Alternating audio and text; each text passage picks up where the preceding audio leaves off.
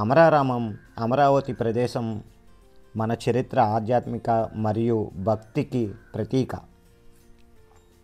మీరు ఇప్పటి వరకు ఈ పవిత్ర క్షేత్రాన్ని సందర్శించి ఉంటే నదిలో దీపారాధన, అలాగే గోపురం, మా ట్రావెల్ జర్నీ చక్కగా జరిగింది. చూశారు కదా, అత్యంత పురాతనమైన శిలాశాసనాలు, అతిపెద్ద గోపురాలు, అలాగే అద్భుతమైన శిల్పకళ. హాయ్ అండి, నేను మీ బాలమనిషి. మేము కైకలూరు నుంచి పంచారామాలు చూడటానికి ఈ బస్సులో ఆదివారం నైట్ బయలుదేరాం. అమరావతి చేరుకునేటప్పటికి 2:30 అయింది. ఈ కనిపిస్తున్న భవనం చాలా పురాతనమైన భవనం, ఇక్కడ గుడికి దగ్గరలోనే ఉంది. ఇంకా గుడి వివరాల్లోకి వెళ్తే, ఆధ్యాత్మికంగా ప్రసిద్ధి చెందిన పంచారామ క్షేత్రాలలో ఒకటి అమరారామం, అదే అమరావతి. ఇది ఆంధ్రప్రదేశ్లోని గుంటూరు జిల్లాలో అమరావతి గ్రామంలో ఉంది. మన కొత్త రాజధాని కూడా అమరావతే కదండి. ఈ అమరేశ్వర స్వామి ఆలయం దేవోత్తమ క్షేత్రముగా భక్తులు మనసులను ఆకర్షిస్తుంది. ఇది కేవలం చరిత్ర కాదు, భక్తుల ఆధ్యాత్మిక యాత్రకు మార్గదర్శకంగా నిలుస్తుంది. ఈ చరిత్రకు వచ్చినట్టయితే, అమరారామానికి సంబంధించిన పురాణ కథనం ఎంతో విశేషమైంది. త్రేతాయుగంలో తారకాసురుడు మహాశివలింగాన్ని తనకి శక్తికి ఆధారంగా చేసుకున్నాడు.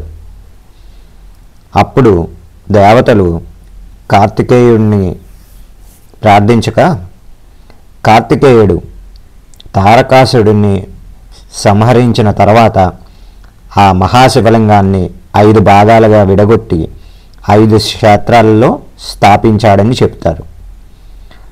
అమరారామం, అదే అమరావతి, ఆ 5 భాగాలలో ఒకటి.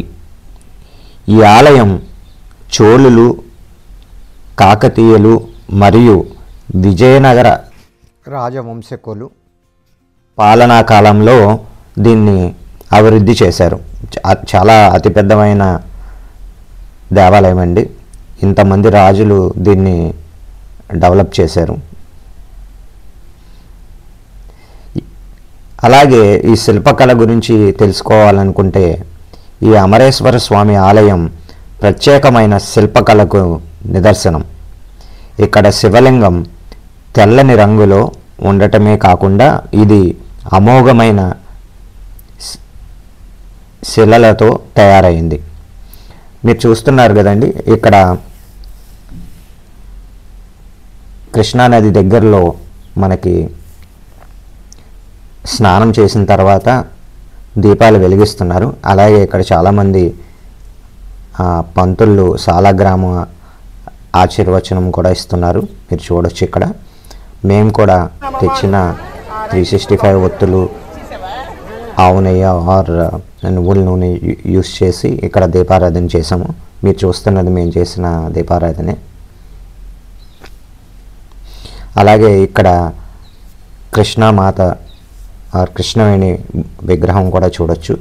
చూస్తున్నారు కదా, తండోపతండాలుగా ఎంతోమంది జనము, భక్తులు దర్శనం కోసమని ఇక్కడికి వచ్చి ఈ పవిత్రమైన నదీ జలాలలో స్నానం ఆచరించి చక్కగా దీపారాధన చేసి లైన్లో దర్శనం కోసం వెళ్ళారు.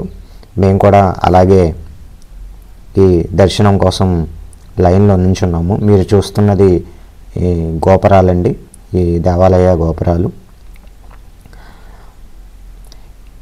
ముఖ్యంగా ఆలయంలోని గోపురం దేవాలయంలోని పురాతన శిల్పాలకు, చారిత్రక శక్తికి ప్రతిబింబిస్తుంది. ఇక్కడి దేవతామూర్తులన్నీ దక్షిణ దిశగా చూస్తుండటం ఆలయ ప్రధాన ప్రత్యేకత. ఇక్కడ శాసనాలు కూడా చాలానే ఉన్నాయి. అలాగే ఇక్కడ మండపాలు మీకు చూస్తే చాలా పురాతనమైన మండపాలు, పెద్ద పెద్ద రాళ్లతోటి నిర్మించినట్టు, కట్టొచ్చినట్టు కనిపిస్తాయి. అలాగే ఇక్కడ ఉన్న భక్తుల యొక్క నమ్మకం ప్రకారం అమరారామం స్థల పురాణం ఎంతో ప్రత్యేకం. ఇక్కడ గంగానది ప్రవహిస్తుందని విశ్వాసం. ఈ పవిత్ర ప్రదేశంలో స్నానం చేస్తే పాపాలన్నీ తొలగిపోతాయని అంటారు. అంతేకాకుండా ఇక్కడ శివరాత్రి పర్వదినం ఎంతో వైభవంగా నిర్వహించబడుతుంది. అలాగే కార్తీక సోమవారం కూడా ఎంతోమంది భక్తి జనాలు వచ్చి ఇక్కడ స్నానం ఆచరించి దీపారాధన చేసి ఈ స్వామిని దర్శించుకుంటారు. ఇక్కడ మనం ఎంట్రన్స్లో నడవటానికి మెట్లు ఉన్నాయండి. ఆ మెట్లు కూడా చాలా పురాతనమైనవి. చూస్తున్నారుగా భక్తులందరూ ఎంతో ఆనందంతో ఈ దర్శన భాగ్యం కలుగుతుంది ఎర్లీ మార్నింగ్ అనేసి చాలా సంతోషంగా ఉన్నారు. మీరు చూసినట్టయితే ఇది వన్ ఆఫ్ ది మండపం, నేను చెప్పిన పురాతనమైన మండపం. చూస్తున్నారు కదా, ఈ ప్రాచీన శిల సంపద ఎంతో వైభవపేతంగా ఉంది. అలాగే మేము తెల్లవారుజామున దర్శనం కోసం ఉన్నాం కాబట్టి లైటింగ్ అప్పుడే, సన్లైట్ అప్పుడే వస్తుంది. అలాగే మిరమిట్లో కూలిపే విద్యుత్ కాంతులతోటి ఈ దేవాలయం ఎంతో అందంగా కనిపిస్తూ ఉంది. ఈ మెట్ల మార్గంగా వెళ్ళిన తర్వాత పైకి వెళ్ళి లెఫ్ట్ సైడ్ తీసుకుంటే మనకి గర్భగుడి లోపలికి ప్రవేశం ఉంటుంది. చూస్తున్నారు కదా, పైన ఆర్చెస్ రూపంలో సీలింగ్ ఉంది. ఇవి ఉత్సవమూర్తులండి. మనం డైరెక్ట్గా మూల విరాట్ని ఏ వీడియోలోనూ చూపెట్టము కాబట్టి ఈ వీడియోలో కూడా షూట్ చేయటం జరగలేదు. మీరు చూసినట్టయితే ఆ తలుపులు చాలా పెద్దగా ఉన్నవి. ఇంకా పూజల విషయానికి వస్తే ఇక్కడ ప్రతిరోజు దేవాలయంలో పూజలకు భక్తులు ప్రపత్తులతో నిర్వహించబడతాయి. ప్రత్యేకంగా ప్రదోష వేళల్లో మరియు శివరాత్రి పర్వదిన సమయంలో ఇక్కడ భక్తులు రద్దీ చాలా అధికంగా ఉంటుంది. ఈవెన్ కార్తీక మాసంలో కూడా చాలా అధికంగా ఉంటుంది. శివరాత్రి సందర్భంగా జరుపుకునే రథోత్సవం భక్తులని చాలా విశేషంగా ఆకట్టుకుంటుంది. మరొక ఆలయం శ్రీ వేణుగోపాల స్వామి దేవాలయం. ఈ దేవాలయం కూడా అత్యంత పురాతనమైనది. శివునిని దర్శించుకున్న తర్వాత బయటకు వచ్చేటప్పుడు ఈ వేణుగోపాల స్వామిని కూడా దర్శించుకుంటారు. అమరారామం దేవాలయం విజయవాడ నుంచి కేవలం 35 కిలోమీటర్ల దూరంలో ఉంది. అభిషేకానికి పాల్గొనే భక్తులు సింహద్వారానికి వెళ్ళే లెఫ్ట్ సైడ్ ఇక్కడ ఏర్పాటు చేశారు. ఇక్కడ అభిషేకం జరుగుతుంది. దగ్గరలో బస చేయటానికి ఆధ్యాత్మిక భవనాలు మరియు హోటల్స్ అందుబాటులో ఉన్నాయి. భక్తులు పుణ్యక్షేత్ర యాత్రలో భాగంగా పంచారామాలలోని ఇతర క్షేత్రాలను కూడా సందర్శించుకోవచ్చు. మేము ఫస్ట్ అమరావతి వెళ్ళామండి, దాని తర్వాత సామర్లకోట వెళ్ళాము. ఇక్కడ మీరు చూస్తున్నారు కదా, ఈ ఉపాలయాల్లో శివలింగాలు అలాగే ఇతర బ్రహ్మ శిల్పాలు చాలా అద్భుతంగా ఉన్నాయి. మీరు చూసినట్టయితే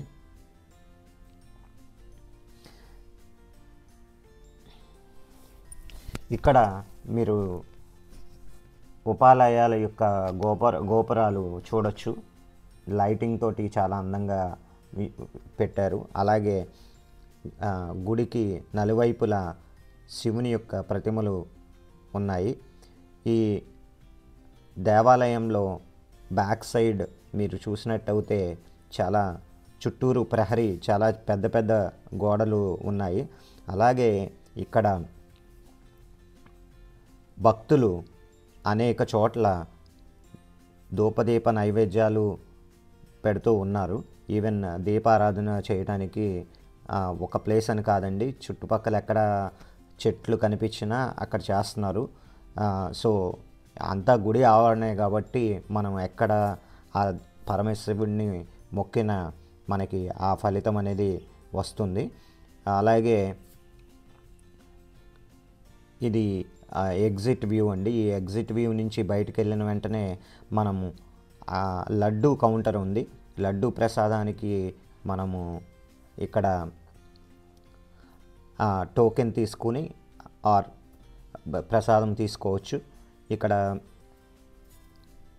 ఇక్కడ సేవా సమితి వాళ్ళు చాలా హెల్ప్ఫుల్గా మనల్ని గైడ్ చేస్తూ ఉన్నారు. మీరు చూసినట్టయితే చుట్టూరు చాలా రకాల దేవతా వృక్షములు పెంచుతున్నారండి. ఇదిగోండి లడ్డూలు, డిఫరెంట్ లడ్డూస్ ఉన్నాయి. పులిహార ఇంకా స్టార్ట్ చేయలేదన్నారు. మేము కొన్ని లడ్డూ ప్రసాదం తీసుకున్నాను. అలాగే బయట ఉన్నటువంటి ఉపాలయాలను కూడా సందర్శించుకోవటం జరిగింది. మీరు ఏ ఆలయానికి వెళ్ళినా మూల విరాట్ని అంటే మెయిన్ విగ్రహాన్ని చూసేసి మనం చాలా చకచకా వచ్చేస్తూ ఉంటాం. అలా కాకుండా మీరు ప్రతి ఒక్క ఉపాలయాలు అంటే చుట్టూ ఉన్న ఆవరణలో ఉన్న చుట్టూ ఆలయాల్ని దర్శించుకోవటం అనేది చాలా ముఖ్యమైన ఘట్టం.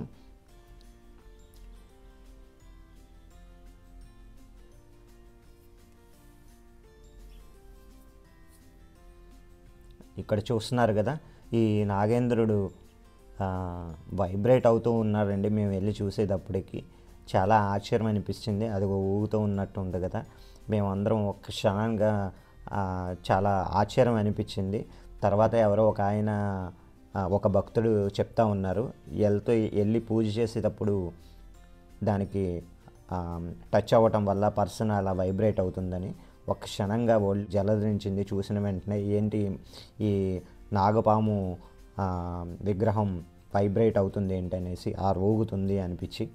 ఇక్కడ చూశారు కదా, జనాలు ఎంతో భక్తి శ్రద్ధలతోటి చక్కగా దర్శనం చేసుకుని బయటకు వచ్చి ఇక్కడ దీపారాధన చేస్తున్నారు. అలాగే మీరు ఇక్కడ చూసినట్టయితే ఈ దేవాలయం చుట్టూరు చాలా పెద్ద ప్రహరీ వాల్ నిర్మించబడి ఉంది. అలాగే ఈ ఆలయానికి నీట్గా కలరింగ్ అది వేసి ఉంచారు. అలాగే క్లీన్లీనెస్ కూడా చాలా బాగుందని చెప్పుకోవాలి. ఎక్కడా కానీ చెత్త కానీ లేదంటే ఇతర పనికిరాని వస్తువులు కానీ ఏమీ లేకుండా చాలా నీట్గా ఎప్పటికప్పుడు ఈ సేవాదాలు వాళ్ళు అవ్వచ్చు, ఇక్కడ చేసే పారిశుద్ధ్య కార్మికులు కావచ్చు, అంతా చాలా నీట్గా పెట్టడం వల్ల ఈ టెంపుల్ చాలా అందంగా ఉంది. ఇది ఉమామహేశ్వర స్వామి దేవాలయం అండి. ఇది కూడా ఒక ఉపాలయం. కాకపోతే ఈ చిన్న చిన్న ఉపాలయాలన్నిటికీ ఎర్లీ మార్నింగ్ అవ్వటం చేత ఈ దర్శన భాగ్యంకి మనకు బయట నుంచే లభించింది. ఆ తాళాలు తీయలేదు. అలాగే ఇది ఒక ద్వారం అండి టెంపుల్కి, అది క్లోజ్ చేసి ఉంది. ఇలా బయటకు వెళ్ళి భక్తుల సౌకర్యార్థం ఎండ వర్షం తగలకుండా చక్కగా మనకి టెంట్స్ వేసి ఉన్నారు. అవి కూడా చాలా కొత్త టెంట్స్, చాలా నీట్గా ఉన్నాయి. మీరు చూస్తున్నారు కదా, ఇది ఫ్రీ దర్శనం కోసం జనాలు ఉన్నారు. మనకి ఒక్క క్షణాన్న దర్శనం అయిపోయిన వెంటనే బయటకు వచ్చే ముందు అంటే లెఫ్ట్ సైడ్న మనము చెప్పులు ఆర్ లగేజ్ పెట్టుకోవచ్చు. దాదాపు వీడియో చివరికి వచ్చామండి. మీరు తప్పకుండా సబ్స్క్రైబ్ చేసుకోండి.